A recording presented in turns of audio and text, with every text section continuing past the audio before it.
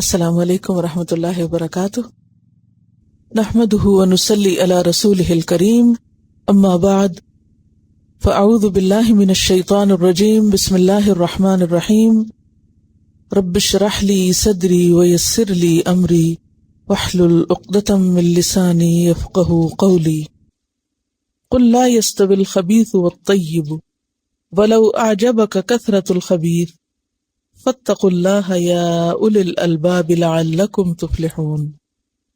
کہہ دیجئے کہ خبیث اور طیب برابر نہیں ہو سکتے، لا یستوی ولو اعجبک کثرۃ الخبیث، اگرچہ آپ کو خبیث کی کثرت اچھی کیوں نہ لگے، پسند کیوں نہ آئے۔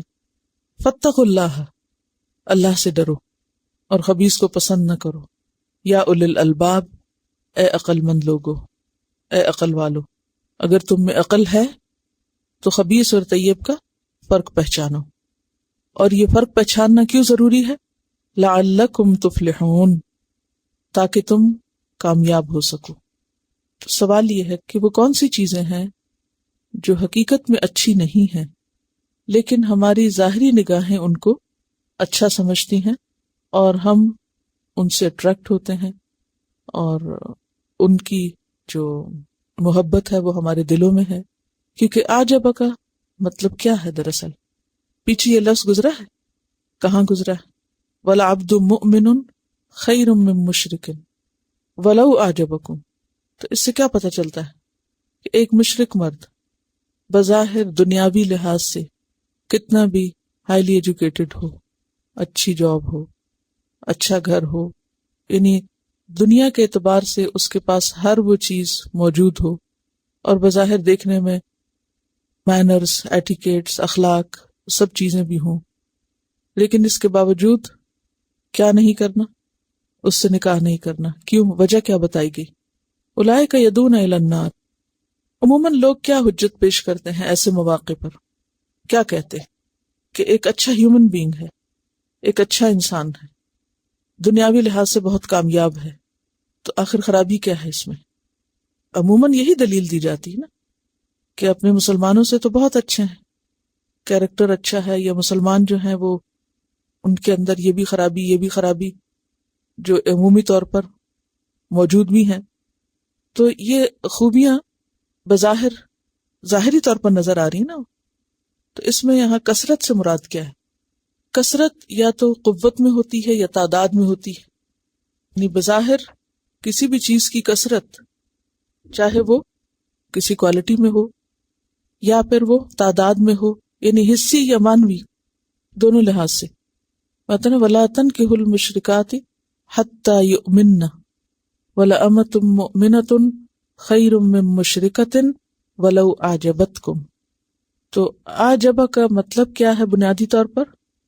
کسی چیز کو دیکھ کر حیران ہو جانا، اس پر تعجب کرنا، یعنی پسند آنا، جس کو آپ کہتے ہیں امیزنگ، حیران کن حد تک آپ کو کوئی چیز مسحور کر دے، امپریس کر دے، آپ کو حیرت میں گم کر دے، تو بھی صرف ظاہری نظر سے چیزوں کو نہیں دیکھنا بلکہ اصل بنیاد کو دیکھنا ہے۔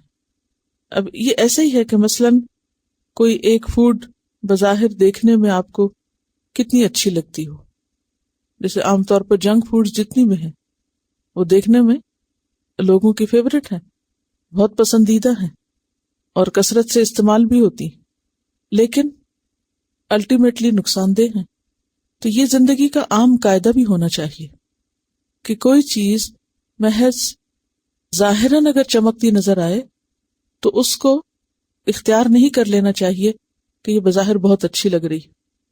اگر کسی شخص کے اندر ایمان نہیں، وہ اللہ کی وحدانیت پر یقین نہیں رکھتا، تو بظاہر اس کے اندر اگر کچھ خوبیاں نظر آتی بھی ہیں اور وہ تمہیں بہت پسند بھی ہیں، لیکن اس کے باوجود تم اس کو اختیار نہیں کر سکتے، کیونکہ خبیث اور طیب برابر نہیں ہوتے۔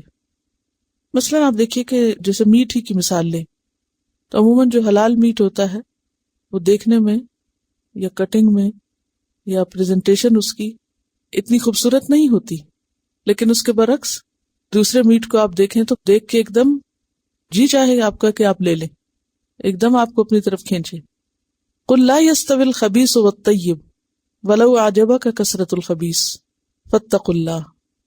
یہاں کثرت صرف کوانٹٹی میں زیادہ ہونا نہیں ہے بلکہ کوالٹی بھی ہو سکتی ہے. بظاہر اس کا ٹیکسچر یا اس کا ظاہری روپ جو ہے وہ بھی مراد ہے. یہ کسی بچی کا واقعہ بتا رہی کہ اس طرح کسی بچی نے ایک شخص سے شادی کی جو بظاہر دیکھنے میں بہت خوبصورت بھی اور دنیاوی اعتبار سے جو عموماً معیار ہیں لوگوں کے، لیکن 20 ایئرس کے بعد اس نے جو تھا اپنا سارا اندر کا حال سنایا کہ اخلاق بھی اچھا ہے، پیسہ دینے میں بھی کمی نہیں، باقی بھی کسی چیز میں کوئی روک ٹوک نہیں، لیکن دو چیزیں، ایک تو یہ کہ ذاتی پاکیزگی کا خیال نہیں اور دوسرا کھانے میں پاکیزگی کا خیال نہیں. تو یہ چیز ناقابل برداشت تھی کہ روز گھر میں حرام پکے. اور پھر یہ ہے کہ ذاتی زندگی میں جو باہمی تعلقات ہیں ان میں طہارت کا یا نظافت کا خیال نہ رکھا جائے. تو ایک چیز دیکھنے میں بہت خوبصورت بھی ہو سکتی ہے لیکن اندر کی حقیقت اللہ ہی بہتر جانتا ہے. تو چیزوں کے محض ظاہر پر فیصلہ نہیں کرنا چاہیے اور کسی چیز کی صرف ظاہریت سے اٹریکٹ نہیں ہونا چاہیے کیونکہ اصل چیز ایمان ہے. ورنہ اگر دیکھا جائے تو منافقین کے اندر بھی بظاہر کیسی کیسی خوبیاں تھیں. اب مثلاً منافقین جو تھے دنیاوی اعتبار سے مالدار لوگ تھے، پیسے کی کثرت تھی، منافق مدینہ کے مالدار ترین لوگوں میں سے تھے. اور کیا تھا، اگر وہ بات کریں تو تم سنتے رہ جاؤ، یعنی باتیں بھی بہت خوبصورت کرتے تھے اور شکل و صورت کے اعتبار سے یا اپنے جسمانی مینٹیننس کے اعتبار سے بہت زبردست لوگ تھے. لیکن جب معاملہ کرتے تو دھوکے باز ثابت ہوتے، بات کرتے تو جھوٹ بولتے، وعدہ کرتے تو خلاف کرتے، امانت میں خیانت کرتے. تو اب کیا ہے، بظاہر جس کی طرف عموماً انسان اپنی انسانی کمزوری کی وجہ سے مائل ہو جاتا ہے، یعنی مال و دولت یا حسن یا بظاہر بول چال، وہ جو ہے وہ اللہ کے ہاں حقیقت نہیں رکھتی. کیونکہ قیامت کے دن انسانوں کا فیصلہ کس بنیاد پر ہوگا؟ ان کی گفتگو کی خوبصورتی پر نہیں ہوگا، یا پھر ان کے مال و دولت پر نہیں ہوگا، یا پھر ان کی دنیاوی ہوشیاری پر نہیں ہوگا. یا آپ دیکھیے سورۃ المنافقین میں بہت اچھے طریقے سے ان کی نقشہ کشی کی گئی ہے. وَإِذَا رَأَيْتَهُمْ تُعْجِبُكَ أَجْسَامُهُمْ، کہ جب تم ان کو دیکھو تو ان کے جسم تمہیں تعجب میں ڈال دیں. یہاں بھی تعجب کا ہے، یعنی تم دیکھتے رہ جاؤ. اس میں صرف شکل و صورت نہیں کہا، فزیکل فٹنس کی بات ہو رہی ہے. تعجبک اجسامہم وَإِن يَقُولُوا تَسْمَعْ لِقَوْلِهِمْ، اور اگر وہ بات کریں تو تم ان کی بات سنتے چلے جاؤ، یعنی اتنی زبردست باتیں کریں.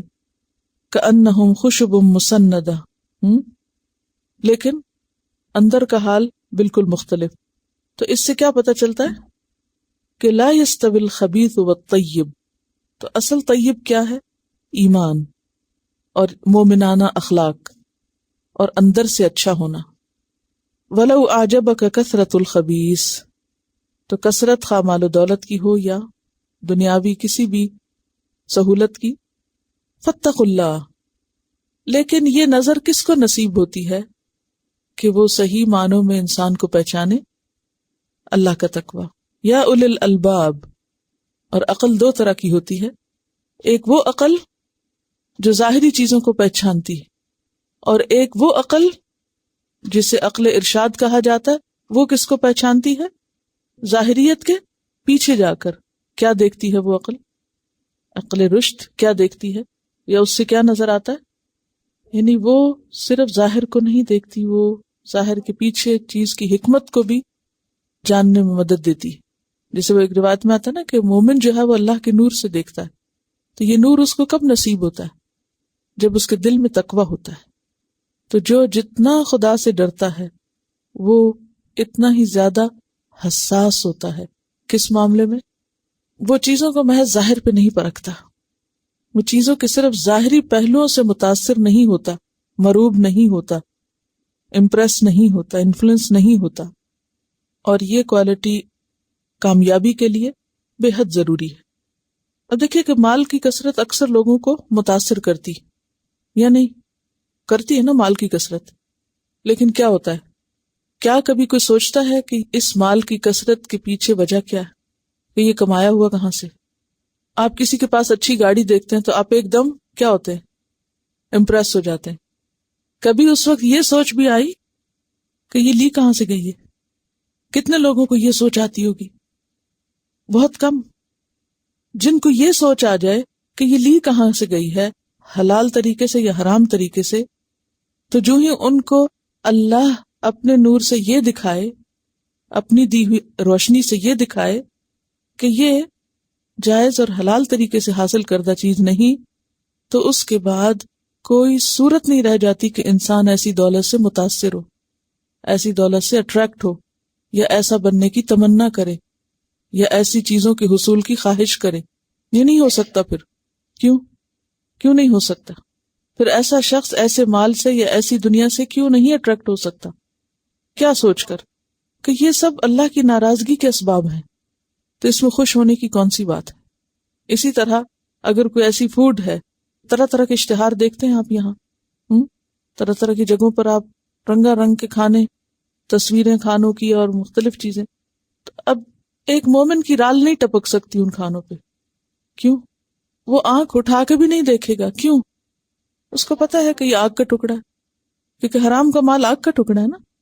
وہ پڑھا تھا نا کہ جو خود استعمال کرتا ہے اس میں برکت نہیں ہوتی، جو چھوڑ کے جاتا ہے وہ زیادہ رہا ہے جہنم کا، اور جو صدقہ کرے قبول نہیں، فائدہ کوئی نہیں.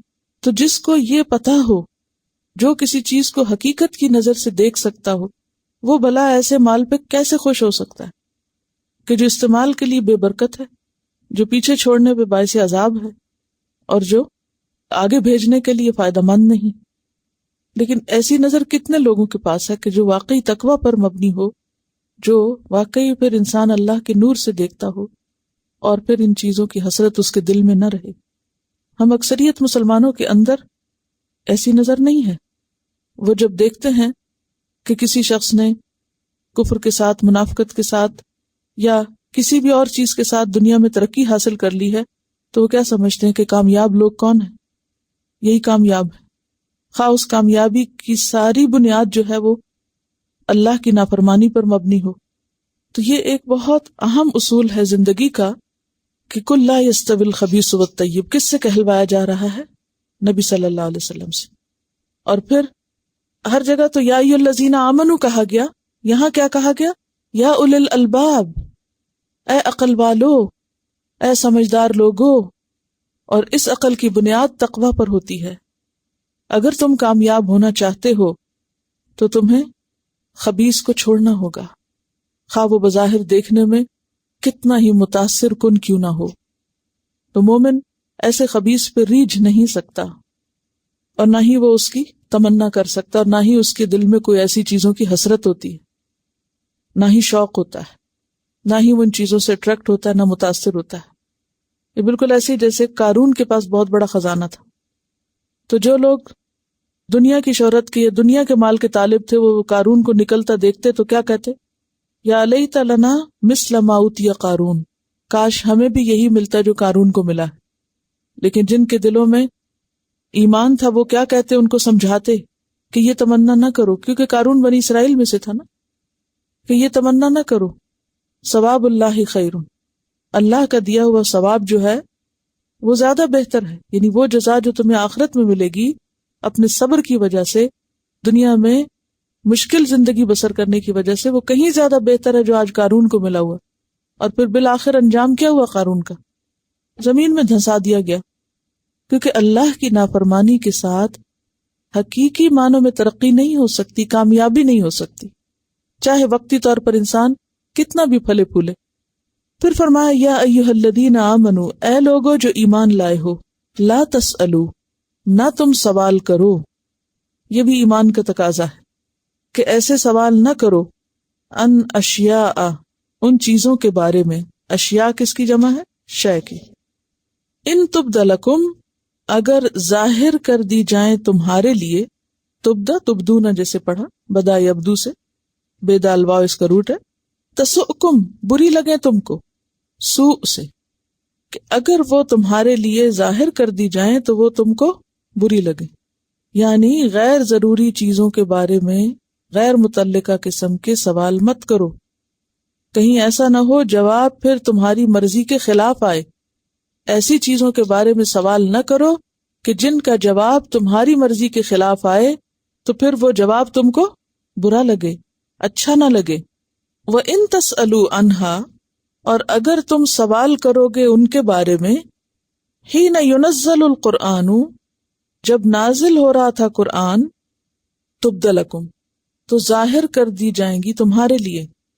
تو اس سے کیا پتہ چلتا ہے کہ نبی صلی اللہ علیہ وسلم کے زمانے کے بعد ایسی باتوں کا سوال خاص طور پر منع ہے، کیونکہ اب تو قرآن کا نزول ختم ہو گیا۔ کیونکہ یہ یا ایھا الذین آمنوا کہہ کے خطاب صرف آپ کے دور کے ایمان والوں کو نہیں کیا گیا، بلکہ ہر دور کے لوگوں کو ہے کہ اے ایمان والو، ایسی چیزیں مت پوچھو کہ جن کا جواب تم کو برا لگے، اور اگر تم پوچھتے ان کو یا پوچھو گے ان کو اس وقت جب کہ قرآن نازل ہو رہا ہو، تو وہ تم پر اللہ اور رسول کی زبانی واضح کر دی جائیں گی یا واضح کر دی جاتی۔ کیونکہ آپ کے زمانے میں جتنے بھی سوال کیے گئے یسألون کا کہہ کے، ان سب کے جواب دیے گئے، یعنی صحابہ کرام نے جو سوال آپ سے کیے ان کا جواب دیا گیا، اور قرآن پاک میں جتنے بھی سوال یسألون کا کے متعلق ہیں وہ اسی قسم سے تعلق رکھتے ہیں۔ عفا اللہ عنہا، درگزر کیا اللہ نے اس سے۔ تو یہاں عفا کا لفظ عفو سے ہے۔ عفو سے مراد یہاں کیا ہے؟ وہ تمام چیزیں جن کے بارے میں اللہ تعالیٰ نے سکوت اختیار کی، یعنی خاموشی اختیار کی۔ عفو سے کیا مراد ہے؟ وہ تمام چیزیں جن کے بارے میں اللہ تعالیٰ نے خاموشی اختیار کی۔ ما سکت عنہ فہو عفو، جیسے ایک حدیث میں آتا ہے نا کہ الحلال بین والحرام بین، جو حلال اور حرام چیزیں تھیں وہ اللہ نے بالکل بیان کر دی، واضح کر دی، بالکل واضح، میں کوئی اشکال نہیں۔ لیکن کچھ چیزوں کے بارے میں اللہ تعالیٰ نے خاموشی اختیار کی۔ ایسا نہیں کہ اللہ تعالیٰ بھول گئے، یا ایسا نہیں کہ اللہ کے رسول کو یاد نہیں رہا ان چیزوں کے بارے میں تعلیم دینا، جان بوجھ کے خاموشی اختیار کی گئی۔ کیوں؟ تاکہ لوگوں پر زندگی مشکل نہ ہو جائے۔ اور پھر یہ گرے ایریا جو ہے اس میں کامن سینس استعمال کرنے کے لیے کہا گیا۔ ایسی چیزیں جن کے بارے میں شریعت خاموش ہے، ان کے بارے میں اس قسم کے سوال کرنا کہ جن کا کچھ بھی حاصل نہ ہو، یہ درست نہیں، کیونکہ وحی کا آنا بند ہو چکا ہے۔ اب کوئی رسول نہیں آئے گا، کوئی آسمانی تعلیم نہیں ہوگی۔ اب اگر کوئی بھی شخص کسی ایسے موضوع سے متعلق سوال کر رہا ہے کہ جس کا صحیح جواب بذریعہ وحی ہی آ سکتا ہے، تو وہ کیا کر رہا ہے؟ دراصل اپنی توانائی ضائع کر رہا ہے، کیونکہ کسی انسان کے پاس کوئی ذریعہ، کوئی سورس ہے ہی نہیں کہ کیا کرے، بلیک اینڈ وائٹ میں جواب لے کر آئے۔ اور ایسے کئی امور ہیں، ایسی جگہوں پر اگرچہ اجتہاد سے کام لیا جاتا ہے، لیکن اجتہاد صحیح بھی ہو سکتا ہے اور اجتہاد غلط بھی ہو سکتا ہے۔ اجتہادی امور حتمی نہیں ہوتے۔ کوئی یہ کہے کہ اب بس فائنل ہو گئی، یہ بات نہیں۔ ایک عالم نے اگر کوئی اجتہاد کیا، کسی ایسے مسئلے کا حل تلاش کیا جس کا جواب قرآن اور سنت میں نہیں ہے، لیکن قرآن اور سنت پر بیسڈ اس علم کی روشنی میں کچھ ڈیڈیوس کیا، تو ہو سکتا ہے وہ صحیح ہو اور ہو سکتا ہے وہ صحیح نہ ہو۔ لوگوں کو اس کا پابند نہیں کیا جا سکتا۔ کوئی اگر نہیں اس کو مانتا تو اس کے گمراہ یا کافر ہونے کا فتویٰ نہیں لگایا جا سکتا، کیونکہ اگر یہ سوال اس وقت کیے جاتے جب وحی نازل ہو رہی تھی تو بات واضح ہو جاتی، لیکن اب تو وحی کا آنا بند ہو گیا، اس لیے اب تم ایسی باتوں کے پیچھے مت پڑو۔ حدیث میں آتا ہے ہلک المتنطعون، ہلاک ہو گئے بال کی کھال اتارنے والے۔ بال تو بہت باریک چیز ہے نا، تب اگر کوئی بال کے اوپر سے بھی کھال اتارنا چاہے تو کیا اتارے گا، کیا آئے گا اس کے ہاتھ میں؟ پہلے تو یہ سوچیں کہ بال کی کھال ہوتی بھی ہے، کوئی نہیں ہوتی۔ تو اگر کھال ہی نہیں ہے تو اتار کیا رہے ہیں؟ جتنی دیر بھی آپ کوشش میں لگے رہیں گے کچھ بھی نہیں اترے گا، یعنی کچھ بھی ہاتھ نہیں آئے گا، کچھ بھی حاصل نہیں ہوگا۔ تو جن چیزوں کے بارے میں اللہ تعالیٰ نے خاموشی اختیار کی ہے، تم بھی ان کے بارے میں مت سوال کرو زیادہ۔ عفا اللہ عنہا، ہا کیا ہے؟ ایسی باتیں، اشیاء کہ جن کے بارے میں سوال کرنا فائدہ مند نہیں، حاصل ہی کچھ نہیں سوائے کیلو کال کے۔ واللہ غفور حلیم، اور اللہ غفور ہے، گناہوں کو معاف کرنے والا ہے، کہ اگر کسی شخص سے غلطی ہو گئی تو معاف کر دے گا۔ حلیم، بردبار ہے کہ فوراً نہیں پکڑتا بندے کو مہلت دیتا رہتا ہے، کیونکہ اگر پکڑنے لگ جائے تو زمین پہ ایک بھی جاندار زندہ نہ رہے۔ اب اس بات کو ایک اور طریقے سے سمجھیے۔ پہلی بات تو یہ کہ نبی صلی اللہ علیہ وسلم نے صحابہ کرام کو بھی زیادہ سوال کرنے سے منع کیا تھا۔ صحیح مسلم کی روایت ہے، ذرونی ما ترکتکم، مجھے چھوڑ دو جس پہ میں نے تم کو چھوڑا ہے، یعنی زیادہ سوال نہ کرو، یعنی جتنا میں بتا رہا ہوں اتنا ہی کافی ہے۔ کیوں؟ فإنما أهلك قبلكم کثرت سؤالہم واختلافہم علی انبیائہم، کیونکہ تم سے پہلی قوموں کو ہلاک کیا تھا کس چیز نے؟ کثرت سوال نے اور انبیاء سے اختلاف کرنے نے، یعنی انبیاء کی جو تعلیم تھی اس سے اختلاف کرنے پر وہ ہلاک ہوئے تھے۔ عمومی طور پر بھی یہ فرمایا گیا کہ من حسن اسلام المرء ترکہ ما لا یعنیہ، انسان کے اسلام کا حسن یہ ہے کہ جو چیز اس کے مطلب کی نہیں اس کو چھوڑ دے۔ تو سوال پھر کب کیا جائے؟ جب کوئی آپ کو ضرورت پیش آئے۔ بعض لوگ صرف وہمی گمانی خیال بناتے رہتے ہیں، صرف سوال برائے سوال کرتے رہتے ہیں، یا سنی سنائی باتیں، یا غیر ضروری اور غیر متعلق باتیں، یا ایسے مسائل جن کا ان کی زندگی سے کوئی تعلق نہیں، ان کے بارے میں سوال ڈھونڈتے رہتے ہیں اور سوال کرتے رہتے ہیں جب بھی کوئی ہاتھ آ جائے، یا ایسی باتوں کے بارے میں سوال کرتے ہیں جو ان کو پیش نہیں آئے مسئلے، یعنی ان کی پرابلم نہیں ہے، وہ چونکہ انہوں نے کہیں سنا لوگ ویسے کر رہے تھے تو ان کو بھی ایک شغل ہاتھ آ گیا اور پھر کوئی ایسا بندہ مل گیا کہ جس سے وہ اپنی تسلی کر سکتے ہیں، تو اس چیز سے منع کیا گیا۔ تو ادب کیا ہے، اخلاق کیا ہے، علم حاصل کرنے کے معاملے میں بھی، اور خصوصاً دین کا علم کس نیت اور کس مقصد سے حاصل کیا جائے؟ نمبر 1 اللہ کی رضا کے لیے، نمبر 2 اپنے عمل کو بہتر بنانے کے لیے۔ تو ایک بات ہم سب کو اچھی طرح یاد رکھنی ہے کہ آپ چاہے کلاس کے اندر سوال کریں یا کسی اور انسان سے سوال کریں، سوال صرف وہ کریں جس کا آپ کی ذات سے براہ راست تعلق ہو، واقعی آپ کی زندگی میں وہ مسئلہ ہو، واقعی آپ اس کا حل چاہتے ہو، جس چیز کی آپ کو ضرورت ہی نہیں ہے، جو آپ کا مسئلہ ہی نہیں، اس کے بارے میں سوال کر کے نہ اپنا وقت ضائع کریں اور نہ دوسروں کا کریں۔ بعض لوگ محض اختلافات کو ہوا دینے کے لیے، بعض لوگ محض اپنی علمیت کا روب جھاڑنے کے لیے، بعض لوگ اپنی ذہانت کا اظہار کرنے کے لیے طرح طرح کے سوال کرتے رہتے ہیں۔ اس سے مقصود ان کا کسی مسئلے کا حل نہیں ہوتا۔ کیا ہوتا ہے؟ یہ ثابت کرنا ہوتا مجلس میں کہ ہم بہت جانتے ہیں، بہت قابل ہیں، ہم صاحب علم ہیں، ہم مناظرہ جانتے ہیں، ہم دوسرے کو ہرانا جانتے ہیں۔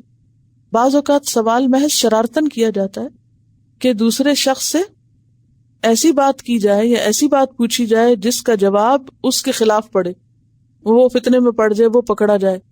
تو یہ سب بدنیتی پر مشتمل چیزیں، اور خصوصاً ایسے سوالوں سے بچنے کے لیے کہا گیا کہ جن کا جواب پھر انسان برداشت نہ کر سکے۔ مثلاً آپ صلی اللہ علیہ وسلم سے ایک شخص نے پوچھا، من ابی، میرا باپ کون ہے؟ لوگ اس کی ولدیت کے بارے میں شک کرتے تھے کہ یہ ناجائز بچہ ہے۔ تو اب اگر آپ اس کو بتا دیتے تو یہ بات اس کے لیے اور اس کے خاندان والوں کے لیے اور اس کی ماں کے لیے اور کس کس کے لیے باعث عار ہوتی۔ ایک چیز جسے اللہ نے چھپا دیا یا عیب کوئی ڈھانک دیا تو بس ڈھانک دیا۔ اب اس قسم کے سوال کرنا دراصل کیا ہے؟ ایسی باتیں سننا پھر جو انسان کے لیے ناقابل برداشت ہو، اس کے کانسیکوینسز کیا ہوں گے ذرا سوچئے۔ یعنی آپ صلی اللہ علیہ وسلم لوگوں کے ساتھ ایک مجلس میں ایک شخص اٹھ کے کہتا ہے بتائیے میرا باپ کون ہے۔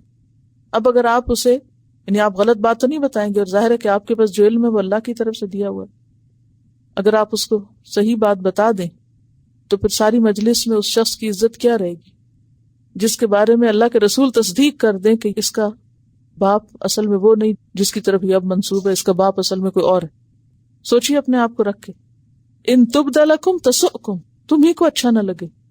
پھر اسی طرح اس طرح کا سوال کہ کسی شخص نے پوچھا کہ این ابی، میرا باپ کہاں ہے، یعنی مرنے کے بعد وہ فوت ہو چکا تھا باپ، تو اس پر جواب کیا تھا؟ ابو کا فی النار، تمہارا باپ آگ میں۔ اب آپ دیکھیے کہ اگر کسی کے بھی والدین فوت ہو چکے ہوں، ماں یا باپ، اور اگر پیغمبر اس کو یہ بتائے کہ تمہارا باپ آگ میں ہے، جہنم میں ہے، تو اس کے بعد پھر چین کب پڑے گا اس کو ساری زندگی؟ کچھ چیزیں اللہ نے غیب کے پردے میں رکھی ہوئی ہیں، ان میں ہم سب کی بڑی بھلائی ہے. تو نہ پیغمبر سے ایسی باتیں پوچھنی چاہیے اور نہ ہی اس کے بعد کسی اور سے. بعض لوگ غیب کی خبریں معلوم کرنے کے بڑے شوقین ہوتے ہیں، نجومیوں کے کاہنوں کے پاس جاتے ہیں اور اپنا ایمان گواتے ہیں، اور ایسے سوال ان سے کرتے ہیں کہ جن کی ضرورت نہیں ہے، جن کا کوئی مطلب مقصد نہیں ہے.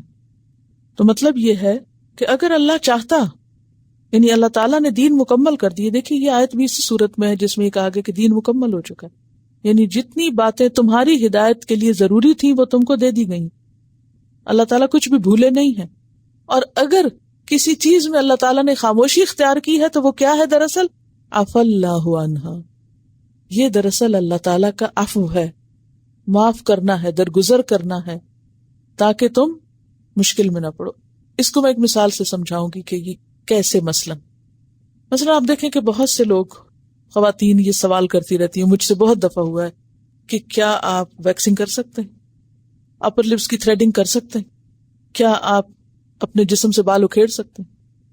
اب آپ دیکھیے کہ قرآن اور سنت میں کہیں بھی واضح طور پر یہ نہیں کہا گیا، خاموشی اختیار کی گئی اس کے بارے میں کہ بازوؤں کے بال اکھاڑے جائیں یا نہ، ہاتھوں کے اکھاڑے جائیں یا نہ، اپر لپس کے اکھاڑے جائیں یا نہ. خاموشی ہے اس معاملے میں.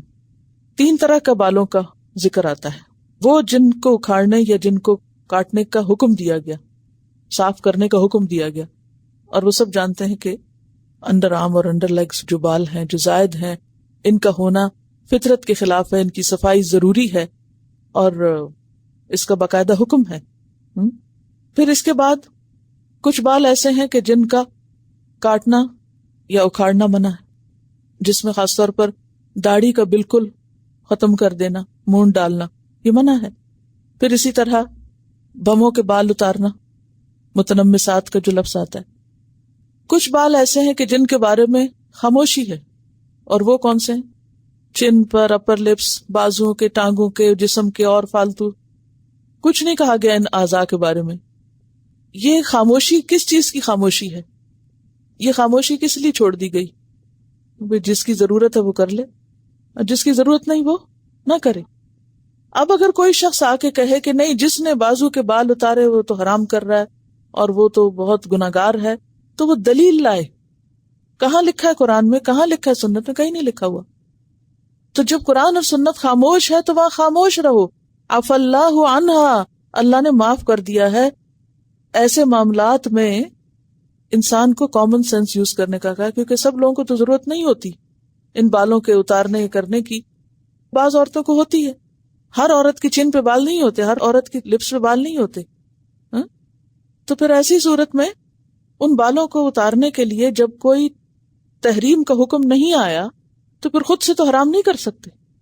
اور صرف یہ اس معاملے میں نہیں، بہت سے امور ایسے ہیں کہ جن کے معاملے میں واضح حکم نہیں ہے، نص میں خاموشی ہے، اور یہ گرے ایریا بہت سارا ہے. الحلال بین الحرام بین، حرام کی حدود. اور پھر آپ دیکھیں خاص طور پہ سورۃ المائدہ میں موٹی موٹی کھانے پینے اور دیگر چیزوں کے حرام حلال کی بہت سی باتیں، پیچھے سب مدنی صورتوں میں اشارات ملتے ہیں. کھانے میں کیا حرام ہے، پہننے میں کیا، کمائی میں کیا، ربا کی بات ہوئی، رشوت، ان سب چیزوں کی بات ہوئی، یتیموں کے مال کھانے کی، وراثت ناحق دبانے کی، سب چیزوں کا جو جو حرام چیزیں بہت کھلا بتا دیا گیا. لیکن کچھ چیزیں ایسی ہیں کہ جن کے بارے میں خاموشی اختیار کی گئی. تو ایسی چیزوں کے معاملے میں انسان کو بلا وجہ نہ کسی اسکالر سے سوال کرنا چاہیے، کیونکہ بعض اوقات لوگ ایسے سوال کر کے زج کر دیتے ہیں کہ وہ صرف اپنی جان چھڑانے کے لیے پھر کچھ کہہ دیتے ہیں کہ جاؤ خوش رہو، یہ کر لو جا کے. اکثر سوال اس طریقے سے کریں گے کہ جواب پھر اپنی مرضی کا آئے، اور پھر اپنے اوپر ذمہ داری نہیں لیں گے، دوسرے پہ ڈال دیں کہ ہم نے پوچھ لیا اور بس ٹھیک ہے، اب ہم اپنی مرضی کریں. تو اس معاملے میں بہت احتیاط کی ضرورت ہے. اسی طرح ایک اور واقعہ پیش آیا. آپ صلی اللہ علیہ وسلم نے خطبے کے دوران فرمایا کہ اللہ نے تم پر حج فرض کر دیا، تم حج کرو. تو اقرا بن حابس اٹھ کے کہنے لگے کیا ہر سال؟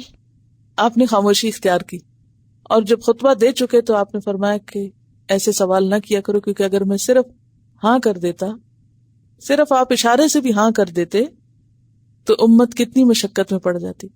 زندگی میں ایک دفعہ لوگوں کے لیے کرنا مشکل ہے، کہاں یہ کہ سارے لوگ ہر سال پہنچ جاتے.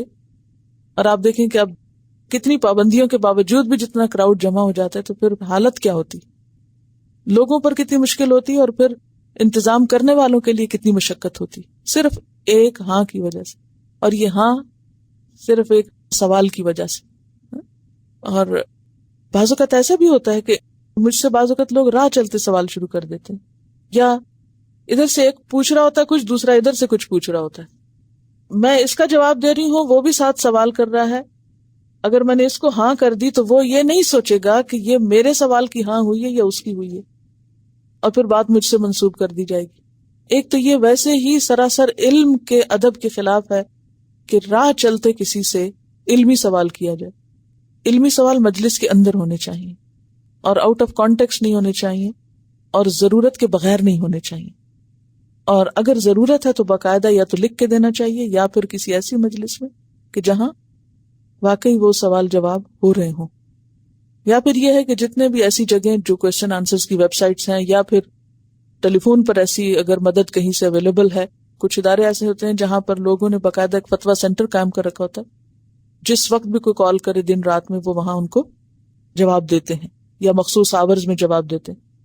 تو پھر اگر کوئی واقعی حقیقی ضرورت پیش آئی ہے تو سوال کر کے انسان معلوم کر لے، اور لیکن اگر کسی کے گھر میں انسان فون کر رہا ہے تو بھی سوچ سمجھ کے کرے کہ کھانے کا وقت ہے تو وہ شخص کھانا کھائے گا یا آپ کی بات سن کے آپ کو جواب دے گا، یا اگر سونے کا وقت ہے تو وہ سوئے گا یا آپ کو اٹھ کے جواب دے گا۔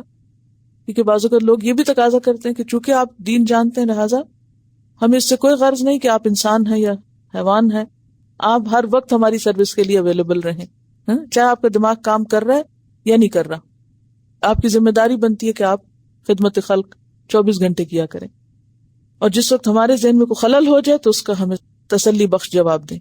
تو یہ طریقہ کار بھی غلط ہے۔ پہلے تو یہ ہوتا تھا کہ جب کوئی مسئلہ پیش آتا تو لوگ کسی کے پاس جاتے تھے اور پھر حالات اور ماحول دیکھ کے سوال کرتے، اب ٹیلی فون اور ہر چیز نے اتنی سہولت پیدا کر دی کہ اس میں کوئی بھی رعایت باقی نہیں رہی کہ کون کس وقت کس سوچ میں اور کس حالت میں ہے، کیونکہ امانت کا معاملہ ہے، یہ علم کی ادائیگی جو ہے۔ اور پھر آگے بھی آپ دیکھیں گے کہ فتویٰ کا جو موضوع ہے یہ بڑا خطیر موضوع، خطیر سے مطلب بہت خطرناک، بہت سینسیٹیو ایشو ہے۔ تو حرام حلال کے سوال خصوصاً چلتے پھرتے اور ایسے شغلاً ایک محفلوں میں بیٹھ کے بحث مباحثے کے طور پر نہیں کرنے چاہیے۔ سب اہل ایمان سے یہاں خطاب ہے، اور فرمایا کہ یا ایھا الذین آمنوا لا تسألوا عن اشیاء ان تبد لکم تسؤکم۔ پہلا ادب کہ ایسی باتیں مت پوچھو کہ جن کے جواب پھر تم برداشت نہ کر سکو، اور پھر صرف وہ نہیں بلکہ ان پر عمل نہ کر سکو، کہ ان پہ عمل جو ہے تسؤکم کا مطلب دوسرا کیا ہوگا کہ ان پر عمل مشقت کی چیز ہو جائے، کہ اگر وہ تم پہ ظاہر کر دیے جائیں تو پھر تم پہ بہت بوجھ ہو جائے، جن کا کرنا مشکل ہو جائے۔ یعنی دو معنی ہوئے، جن کا کرنا مشکل ہو جائے اور جن کا جواب تم کو سخت ناگوار گزرے۔ اور اگر تم اس وقت سوال کرتے جب وحی نازل ہو رہی تھی تو تم کو بتا دیا جاتا۔ تو اس سے کیا پتہ چلتا ہے کہ جب وحی کا آنا بند ہو گیا تو اب ایسے سوال بند ہو جانے چاہیے، کیونکہ اب کسی انسان کے بس میں نہیں کہ وہ تمہیں اصل جواب لا کے دے۔ اور یہ کون سے سوال ہیں؟ کن چیزوں کے بارے میں؟ جن کے بارے میں اللہ نے خاموشی اختیار کی، اور جن کے بارے میں اللہ نے خاموشی اختیار کی اس کے بارے میں تم بھی کیا کرو؟ خاموش رہو، اور جو سمجھ میں آتا کر لو۔ اگر غلط بھی ہو گیا تو اللہ تعالیٰ معاف کرنے والا ہے۔ پھر مثال دی بنی اسرائیل کی، قد سألہا قوم من قبلکم، تحقیق سوال کیا تھا اس کا ایک قوم نے تم سے پہلے۔ سوال کیے تھے اس طرح کے تم سے پہلے ایک قوم نے، قوم ہے بنی اسرائیل۔ ثم اصبحوا بها کافرین، پھر وہ ہو گئے اس کا انکار کرنے والے، یعنی پھر وہ مانتے بھی نہیں تھے۔ مثلاً بنی اسرائیل نے کیا سوال کیے تھے؟ مثلاً گائے کے بارے میں، جب اللہ تعالیٰ نے ان کو حکم دیا کہ گائے ذبح کرو، سیدھی سی بات تھی، گائے کو لیتے اور ذبح کر دیتے، تو بجائے اس کے تو انہوں نے سوال کرنے شروع کر دیے، اور پھر ایک دفعہ سوال کرتے جواب آ جاتا تو پھر بھی کرتے نہیں تھے، یہ تھا ان کا انکار۔ یعنی جب انہوں نے کہا رنگ کیسا بتا دیا کہ اب کر لو، نہیں پھر نہیں کیا۔ یعنی یہاں کفر سے مراد انکار، اور کون سا انکار؟ جو ہر جواب پانے کے بعد اور بالآخر آخر کار جا کے انہوں نے کہا اچھا انشاءاللہ اب ہم گائے پالیں گے، ورنہ ان کی مرضی نہیں تھی۔ یعنی کثرت سوال بعض اوقات کس لیے ہوتی ہے؟ بحث مباحثہ کس لیے ہوتا ہے کہ انسان کرنا نہیں چاہتا، اور قرآن پاک میں آتا ہے نا کہ وما کادو یفعلون، اور قریب نہ تھا کہ وہ کرتے، ایسا کرتے دکھائی نہ دیتے تھے۔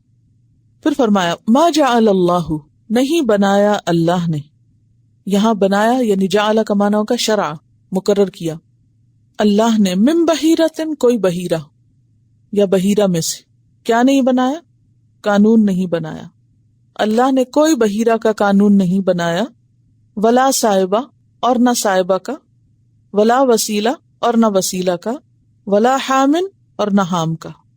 اللہ نے نہ کوئی بحیرہ اور نہ صائبہ اور نہ وسیلہ اور نہ حام کچھ بھی مقرر نہیں کیا۔ مشرکین نے یہ اصطلاحات خود بنائی تھی، خود ساختہ اصطلاحات تھی ان کی، یہ ان کا خود ساختہ قانون تھا۔ کیا قانون بنایا ہوا تھا انہوں نے؟ مثلا بحیرہ کیا چیز تھی؟ بحیرہ کا لفظ باہر سے نکلا ہے، بحیرہ کا لفظی معنی ہوتا ہے کان کٹی یا کان چری، اور خوب خوب جس کا کان کاٹا گیا ہو۔ خوب خوب کہاں سے معنی نکلا؟ باہر سے۔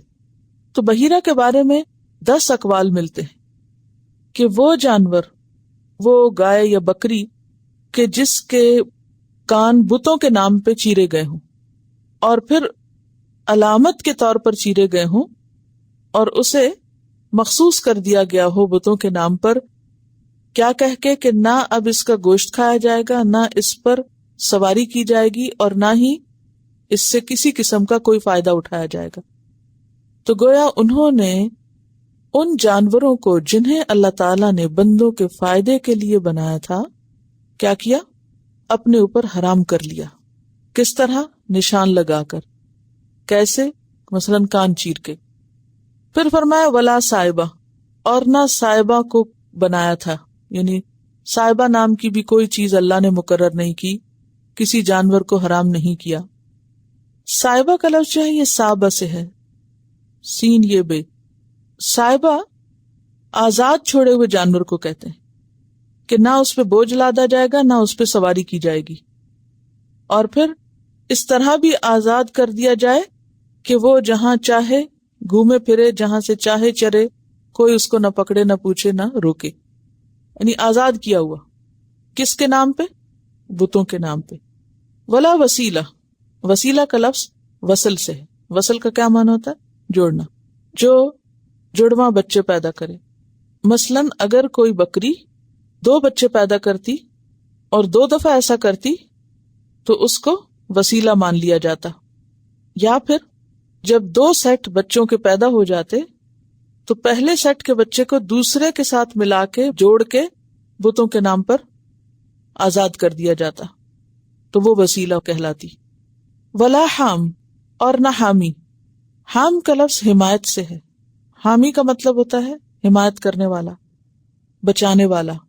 حامی وہ اونٹ تھا جس سے 10 بچے جنوائے جاتے اور پھر اس کی پیٹھ کو محفوظ کر دیا جاتا، یعنی اسے بھی بتوں کے نام پہ آزاد کر دیا جاتا۔ یہ سب خرافات انہوں نے خود گھڑی تھی، اللہ نے ایسا کوئی قانون مقرر نہیں کیا تھا۔ تو اللہ تعالیٰ نے فرمایا کہ ما جعل اللہ من بحیرۃ، کہ اللہ نے کسی جانور کے کان کاٹنے کا کوئی حکم نہیں دیا، ولا صائبۃ، اور نہ کسی جانور کو آزاد چھوڑنے کا اور بیکار چھوڑنے کا، ولا وسیلۃ، اور نہ ہی وسیلہ کا، ولا حامن، اور نہ کسی حامی اونٹ کا، ولکن الذین کفروا، لیکن وہ لوگ جنہوں نے کفر کیا، یفترون علی اللہ الکذب، وہ گھڑ رہے ہیں اللہ پر جھوٹ۔ یہاں جھوٹ گھڑنے سے کیا مراد ہے؟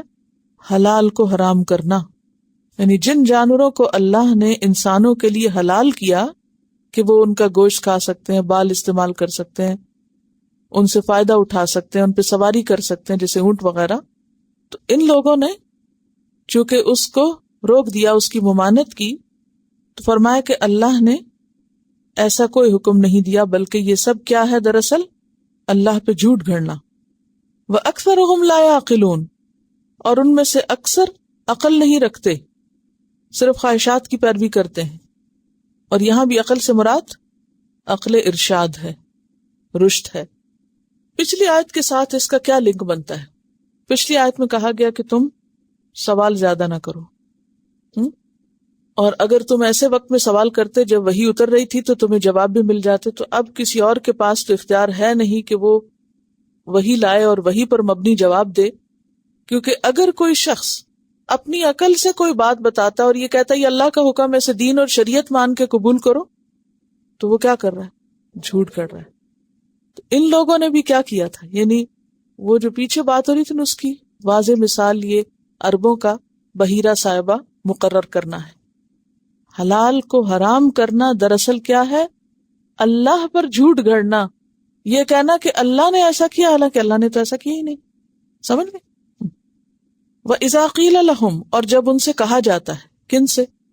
یہ جھوٹ گھڑنے والوں سے، دین میں ناجائز اضافے کرنے والوں سے. تعالوا، آؤ، اِلَى مَا أَنزَلَ اللَّهُ، طرف اس کے جو اللہ نے نازل کیا. کیا؟ قرآن. وَإِلَى الرَّسُولِ، اور طرف رسول کے آؤ. کیا کرنے کے لیے؟ فیصلہ کرانے کے لیے. قالوا، وہ کہتے ہیں، حسبنا، کافی ہے ہم کو. کیا؟ ما وجدنا علیہ آباءنا، جس پر ہم نے اپنے باپ دادا کو پایا. ہمارے لیے تو بس وہی کافی ہے جس پر ہمارے باپ دادا چلتے تھے. یعنی اللہ کے قانون کے مقابلے میں ان کے نزدیک باپ دادا کا مقرر کردہ قانون زیادہ بہتر تھا. کہتے ہمیں ضرورت نہیں اللہ کی بات ماننے کی، ہمارے پاس پہلے ہی سب کچھ موجود ہے. اللہ تعالیٰ فرماتے ہیں اولو کان آباؤہم، کیا اگر ہوں ان کے باپ دادا، لا یعلمون شیئا، نہ جانتے کوئی چیز، ولا یہتدون، اور نہ ہدایت یافتہ، تو کیا پھر بھی یہ انہی کی بات مانیں گے، انہی کو فالو کریں گے، انہی کے پیچھے چلیں گے؟ تو اس سے کیا پتہ چلتا ہے کہ کس کے پیچھے چلنا چاہیے؟ جس کے پاس کیا ہو؟ علم اور ہدایت. کیونکہ یہاں دو چیزوں کی بات کی گئی ہے. آباء و اجداد کی تقلید کب منع ہے؟ جب وہ علم اور ہدایت سے خالی ہوں. اور اگر ان کے پاس علم اور ہدایت موجود ہو تو پھر ان کی بات ماننے میں کوئی حرج نہیں، کیونکہ وہ دراصل ان کی نہیں ماننا، بلکہ کس کی ماننا ہے؟ اللہ کی ماننا ہے. کیونکہ وہ اپنی طرف سے ایک بات نہیں کہہ رہے، وہ اللہ ہی کی بات بتا رہے ہیں. تو اس آیت سے پتہ یہ چلتا ہے کہ آباء کی تقلید شرک ہے. کیسے؟ کہ انہوں نے اللہ کے حکم کے برابر کس کا حکم قرار دے دیا؟ آباء و اجداد کا. کیونکہ جب انہیں حق کی طرف بلایا گیا، اللہ اور رسول کی طرف بلایا گیا، تو انہوں نے اس کو چھوڑ کر کیا کہا؟ یا اس کے برابر کس کو لے آئے مقابلے پر؟ آباء و اجداد کو. تو ہر وہ شخص جو اللہ رسول کے یا قرآن و سنت کے فیصلے کے برابر مقابل باپ دادا کے طریقے کو لے آئے، تو وہ دراصل کیا کر رہا ہے؟ شرک ہی کی ایک قسم کر رہا ہے. اچھا، یہاں ایک بات یاد رکھیے کہ مشرک کہلانا اور ہوتا ہے اور شرک کرنا اور. بہت سے لوگوں کو یہ کنفیوژن رہتی ہے کہ عیسائی کون ہے، اہل کتاب ہیں یا مشرک ہیں؟ اہل کتاب ہیں. مشرک کی ٹرم جو ہے، مشرک کی اصطلاح کا اطلاق کس پر ہوتا ہے؟ اہل مکہ پر عام طور پر جو شرک کر رہے تھے ان کو مشرکین کہا جاتا ہے. مکہ کے جو شرک کرنے والے تھے ان کے لیے تاریخ میں لفظ مشرک استعمال کرتے ہیں. ہاں، اہل کتاب شرک کر سکتے ہیں، اہل کتاب کفر کر سکتے ہیں، ٹھیک ہے. تو ہم ان کو کیا کہیں گے کہ اہل کتاب نے شرک کیا. یہ نہیں کہیں گے کہ اہل کتاب مشرک ہیں، ٹھیک ہے نا. کیوں؟ کیونکہ مشرک کا لفظ کس کے لیے استعمال ہوتا ہے؟ مشرکین مکہ کے لیے استعمال ہوتا ہے، یعنی جب مقابل آتا ہے نا اس کے.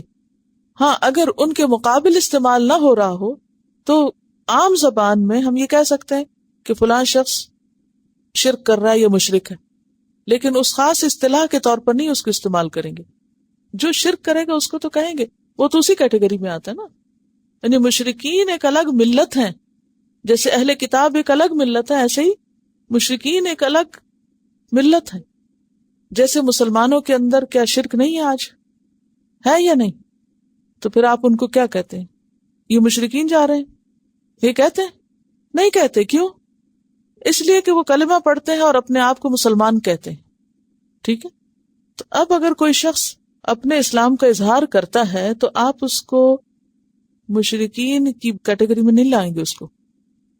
کفر کرنا ایک الگ چیز ہے اور کافر کہلانا ایک خاص ٹرم کے طور پر یہ الگ چیز ہے.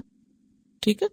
بہرحال اب یہاں پر آپ دیکھیے کہ کیا ہمارے معاشرے میں ایسی مثالیں نہیں پائی جاتی کہ جب لوگوں کو قرآن و سنت کی بات بتائی جاتی ہے تو وہ جواب میں کیا کہتے ہیں؟ ہمارے گھر میں، ہمارے علاقے میں ہمارے ماں باپ ایسے کرتے تھے.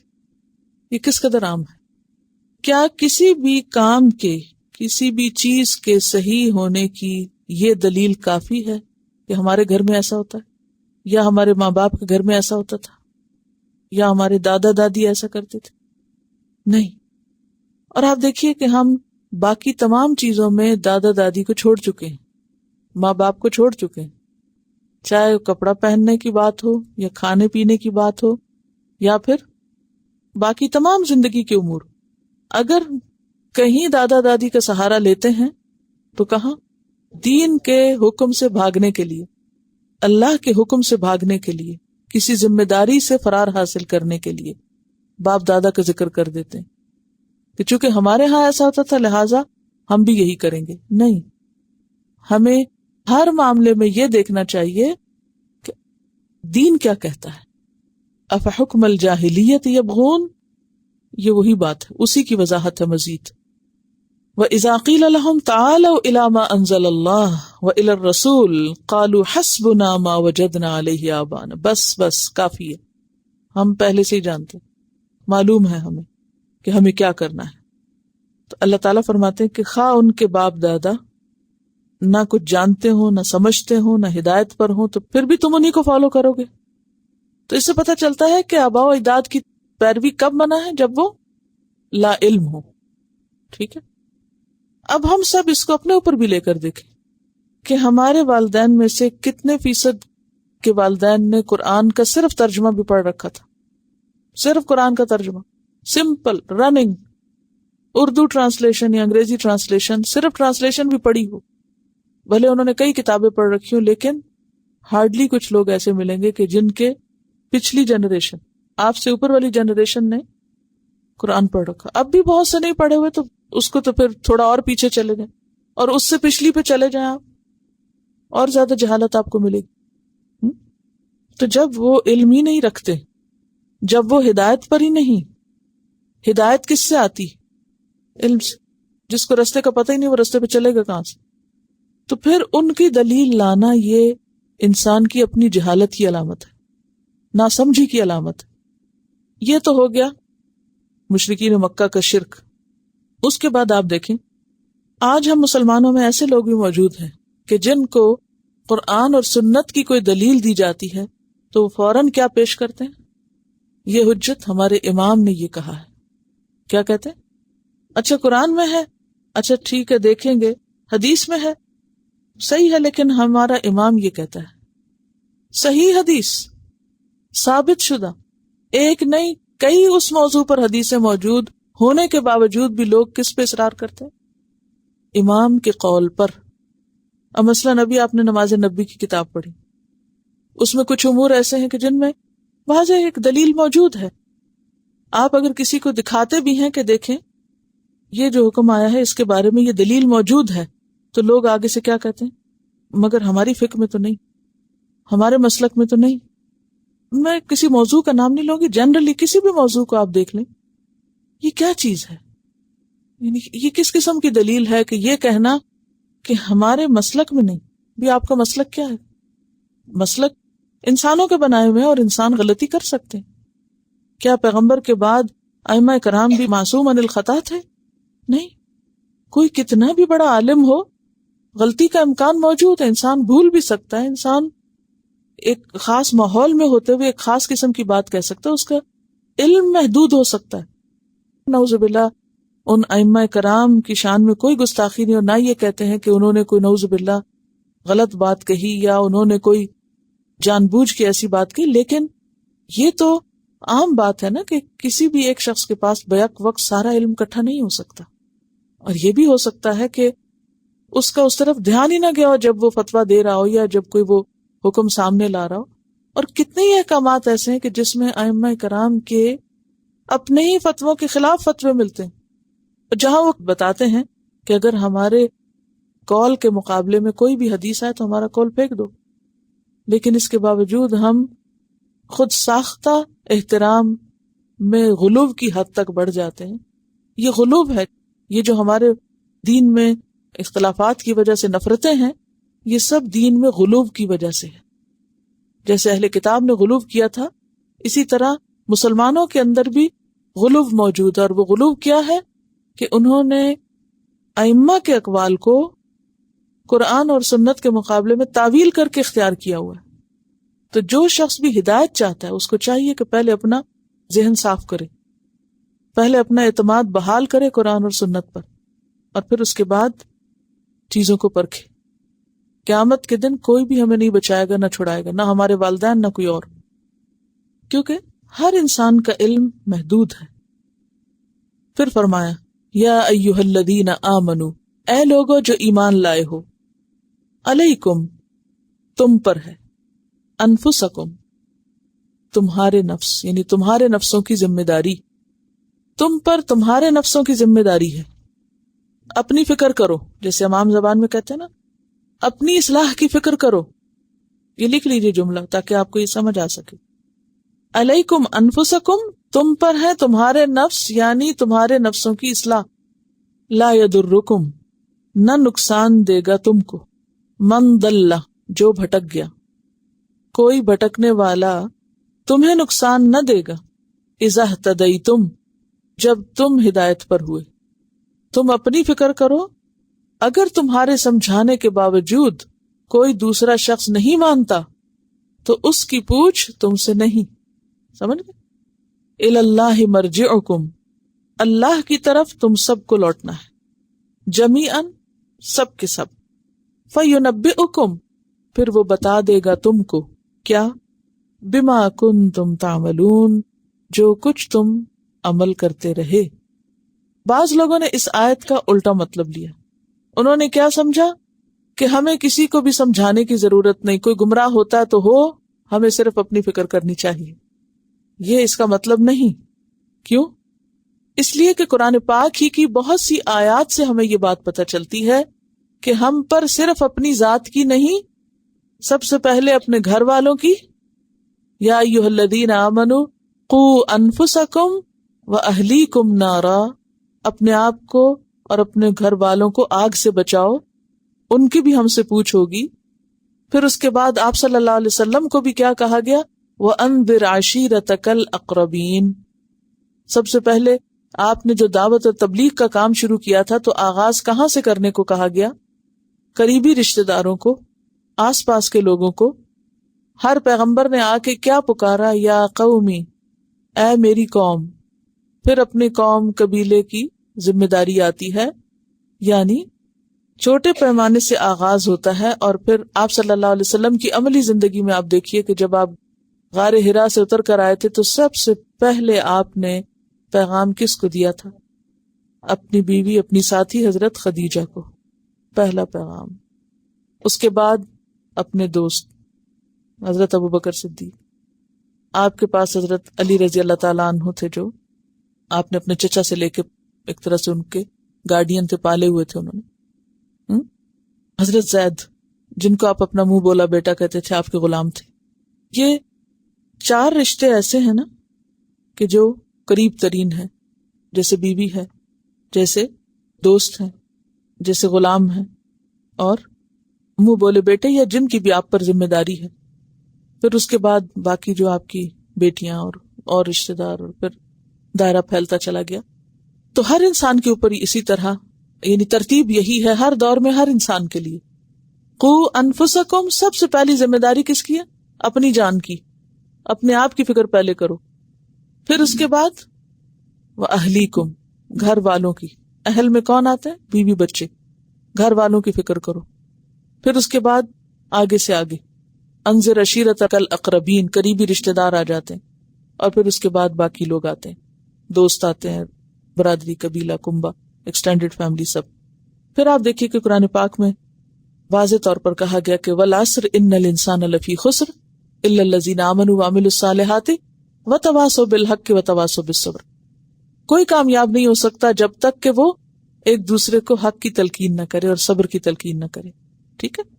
پھر آپ دیکھیے وَلْتَكُمْ مِنْكُمْ أُمَّةٌ، بحیثیت مسلمان کیا کہا گیا؟ تمہارے میں ایک گروہ ہونا چاہیے جو لوگوں کو نیکی کی طرف بلائے، امر بالمعروف اور نہی عن المنکر کرے. پھر کنتم خیر امۃ اخرجت للناس تأمرون بالمعروف وتنہون عن المنکر. تو یہ ذمہ داری اور اس کی مزید بہت تفصیلات ہیں، انشاءاللہ آپ قرآن پاک میں پڑھتے رہیں گے. یہ وہ کام ہے جس کے لیے نبی صلی اللہ علیہ وسلم کو بھیجا گیا تھا. تو یہ کیسے ہو سکتا ہے کہ آپ کے بعد جبکہ نبوت کا سلسلہ بھی ختم ہو تو آپ کی امت یہ کام نہ کرے؟ تو اس آیت کا یہ مطلب نہیں ہے کہ آپ دوسروں کو کچھ کہیں نہ، بتائیں نہ، سمجھائیں نہ، بس صرف اپنی ہی فکر کرتے رہیں. یہاں کانٹیکسٹ کیا ہے کہ تمہارے بتانے اور سمجھانے کے باوجود اگر کوئی نہ سمجھے، نہ مانے، نہ غلط راستہ چھوڑے، تو پھر تم پر پکڑ نہیں، تمہاری پوچھ نہیں. لا یضرکم من ضل اذا اہتدیتم. انسان سمجھائے، امر بالمعروف اور نہی عن المنکر کرے، اور اس کے بعد لوگوں کا معاملہ اللہ کے حوالے کر دے. کیوں؟ اس لیے کہ سب کی واپسی کس طرف ہے؟ اللہ کی طرف ہے. اور پھر وہ بتائے گا کیا کہ تم میں سے کون کیا کر کے آیا ہے. تو خلاصہ کیا سیکھا آپ نے اس آخری آیت سے؟ کہ ان کا بھٹکنا تمہارے لیے نقصان دہ نہیں.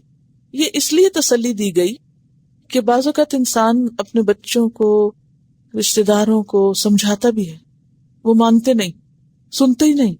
پھر لوگ تانا دیتے ہیں آپ کو. وہ کیا کہتے ہیں؟ آپ خود تو بڑے نیک ہیں، اپنے بچوں کو تو دیکھیں. بھئی بچوں کو بتا دیا، اب وہ سمجھ بوجھ والے ہیں، اگر وہ نہیں سمجھتے تو پھر ہم کیا کریں؟ انسان چھوڑ تو نہیں سکتا، تڑپتا تو رہتا ہے، لیکن ماں باپ کی پھر پوچھ نہیں. یہ مطلب ہے تمہارا نقصان نہیں کا کیا مطلب ہے؟ تمہاری پوچھ نہیں، انہی کی پوچھ ہے. کسی نے شرمس کے بارے میں سوال کیا ہے کہ بعض لوگ کہتے ہیں کہ وہ کھانے جائز نہیں ہیں. معیار آپ کو کیا دیا گیا تھا؟ یعنی صید البحر و طعامہ، دونوں کو قرآن حلال کہہ رہا ہے. حدیث یہ وضاحت کرتی ہے کہ سمندر کا جو مردار ہے وہ حلال ہے، اور پھر جس جانور کا مولد اور مسکن سمندر ہو وہ حلال ہے. تو شرمس کا مولد و مسکن پانی ہے یا نہیں؟ تو پھر سوال ہے، چیزوں کی حقیقت کو سمجھنے کے لیے رشد کی ضرورت ہے، اس کو کس طرح حاصل کیا جائے؟ مثلاً ایک کوشش تو دعا ہے، جیسے نبی صلی اللہ علیہ وسلم کی یہ دعا ہے کہ اللہم ارنی حقیقت الاشیاء کما ہی، کہ مجھے چیزوں کی حقیقت ویسی ہی بتائیے جیسی وہ ہیں. تو اور کیا چیز ہے؟ بنیادی طور پر اللہ کا تقویٰ ہے، اللہ کا ڈر، اللہ کا خوف. یہ رشد کی بنیاد ہے. جتنا زیادہ آپ اللہ کے سامنے کھڑے ہونے سے ڈریں گے، اتنا ہی زیادہ انسان کی عقل، یعنی جو رشد ہے، وہ بہتر طور پہ کام کرے گی. اس کو کسی مثال سے آپ سمجھا سکتے ہیں؟ کبھی زندگی میں آپ کو کسی کے سامنے کھڑے ہونے سے ڈر لگا ہے؟ انسانوں میں سے، اپنے جیسے انسانوں میں سے. مثلاً امیگریشن پہ، یعنی ایئرپورٹ پہ امیگریشن، کیا ڈر لگا آپ کو؟ بارڈر کراس کرتے ہیں تو بہت سے سوال کرتے ہیں، تو اس وقت دھیان کدھر ہوتا ہے آپ کا جب آپ سفر کر رہے ہوتے ہیں، اور اگر آپ کو پتا ہو کہ آگے سوال ہونے ہیں اور آپ کو ونڈو کے سامنے کھڑے ہونا ہے. میرا سوال یہ ہے کہ کیا زندگی میں کسی کے سامنے کھڑے ہونے سے ڈر لگا؟ پولیس کا ڈر، ٹکٹ ملنے کا ڈر، جب آپ ڈرائیونگ کر رہے ہوں، یعنی کہ سڑک پہ چلتے چلے جا رہے ہوں، تو پھر آپ کرتے کیا ہیں اس وقت؟ محتاط ڈرائیونگ کرتے ہیں. محتاط ڈرائیونگ ایسے ہی ہے نا. اور امیگریشن آفیسر کو جواب دیتے ہوئے کیسے جواب دیتے؟ کتنا بولتے ہیں، ٹو دا پوائنٹ بات کرتے ہیں، محتاط ہو کے بات کرتے ہیں، ایکسٹرا انفارمیشن نہیں فراہم کرتے. کہہ رہی ہے کہ اگر کوئی ساتھ بھی ہو تو اسے کہتے ہیں بچوں تک کو کہ اور زیادہ نہیں بولنا، آپس میں بھی بات نہیں کرو. اچھا، تو یہ عمل کیا ہے؟ آپ کا اس وقت جچی تلی بات کرنا، صرف ضروری بات کرنا، اور سوچ سمجھ کا استعمال. یعنی اس وقت انسان سو سکتا ہے، گاڑی چلاتے ہوئے آپ سو سکتے ہیں، غافل ہو سکتے ہیں، بلکہ بعض لوگ تو ساتھ بیٹھے ہو تو وہ بھی نہیں سو سکتے. گاڑی ڈرائیور چلا رہا ہوتا ہے اور وہ جاگ رہے ہوتے ہیں، بالکل اٹینشن، جیسے کہتے ہیں کہ محتاط، اور ان کی پوری عقل کام کر رہی ہوتی ہے نا، ایک ایک موومنٹ دیکھ رہے ہوتے ہیں. جیسے آپ سڑک پہ چلتے ہوئے بہت محتاط ہو کے چلتے ہیں کہ کہیں ٹکراؤ نہ ہو جائے اور کہیں بھی ایکسیڈنٹ نہ ہو جائے، نقصان نہ ہو، کیونکہ پتہ ہے کہ ایکسیڈنٹ ہونے کے کتنے زیادہ نقصان ہے، جان تک جانے کا خطرہ ہے۔ تو اسلام میں اس احتیاط کا نام ہے تقویٰ۔ امیگریشن آفیسر کے سامنے کھڑے ہو کر آپ اگر فالتو بات نہیں کرتے، نہ غصے سے بولتے، غصہ بھی کنٹرول کرتے، نہ ہی کچھ اور، تو یہ اتنی احتیاط کیوں کرتے ہیں آپ؟ وہ انٹری بین کر دیں گے، وہ اندر نہیں آنے دیں گے، آپ کو بارڈر کراس نہیں کرنے دیں گے۔ تو آپ دیکھیے کہ جب ہم جنت میں انٹری چاہتے ہیں، جنت میں جانے کا جو شوق ہے وہ اتنا بھی نہیں کہ جتنا کسی بارڈر کراس کرنے کا ہے۔ اور اس وقت اگر اتنی احتیاط ہے تو اللہ کے ڈر سے اپنی زبان کو سنبھالنے میں ہم کیوں نہیں محتاط ہوتے؟ جب کسی سے گفتگو کرتے ہیں کیوں نہیں سوچتے کہ ہم بول کیا رہے ہیں، یعنی کانٹینٹ کیا ہے اور انداز کیا ہے؟ ہم سب اپنا اپنا جائزہ لیں۔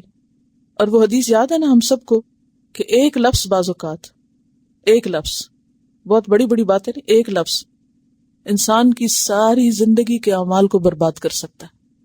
یعنی اس قدر احتیاط کی ضرورت ہے۔ جس طرح امیگریشن آفیسر کے سامنے بعض اوقات صرف ایک غلط انفارمیشن سارا کیس بگاڑ سکتی، تو اسی طرح بعض اوقات ہم زبان کا استعمال، چاہے وہ قرآن پڑھا رہے ہوں، چاہے ہم کسی کو کوئی مسئلہ بتا رہے ہوں، کوئی فتویٰ دے رہے ہوں، خیر ہمارا تو مقام نہیں لیکن جنرلی بات کری ہوں سب کے لیے، یا ہم کسی کے ساتھ کوئی لین دین کر رہے ہوں، کوئی تجارت کر رہے ہیں، یا کوئی اور تعلق ہے ہمارا، چاہے ہم اپنے بچوں سے کیوں نہ بات کر رہے ہیں، کیونکہ ہم نے اس کا لائسنس لے رکھا ہے، کیا بچوں کو جو چاہیں ہم کہیں یا نہیں؟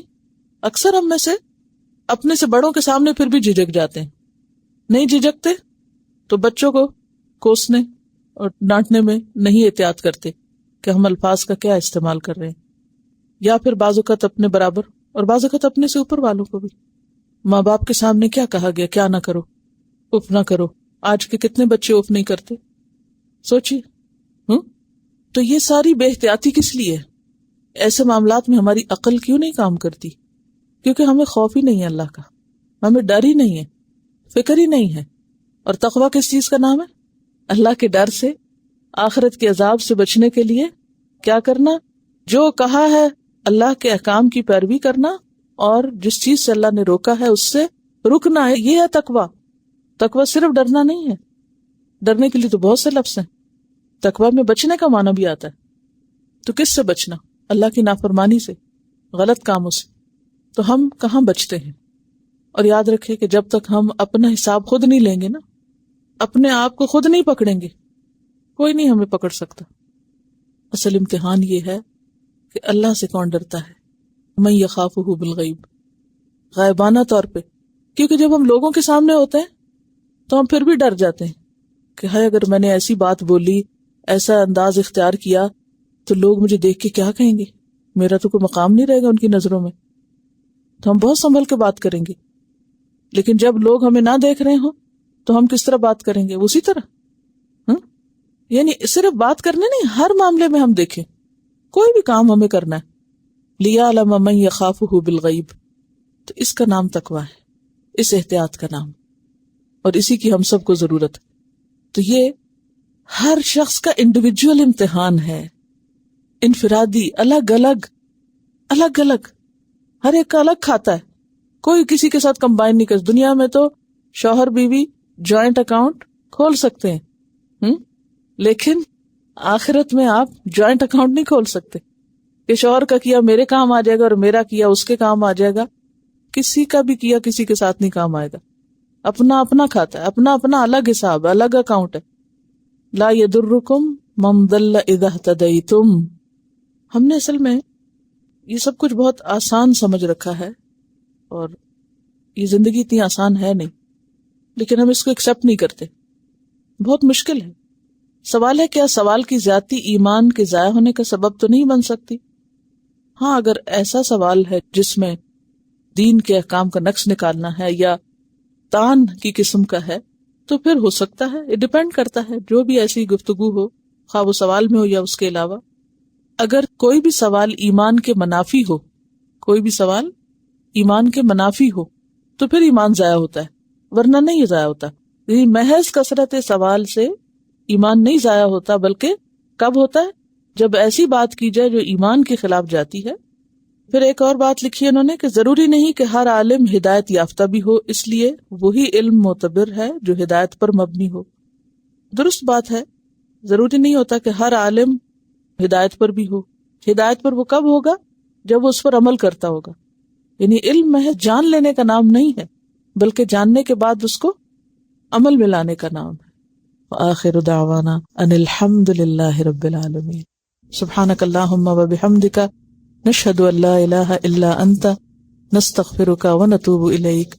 السلام علیکم ورحمۃ اللہ وبرکاتہ۔